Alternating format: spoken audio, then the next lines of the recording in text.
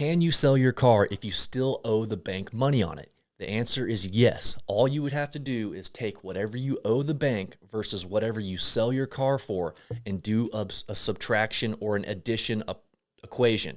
It's either going to have positive equity or negative equity.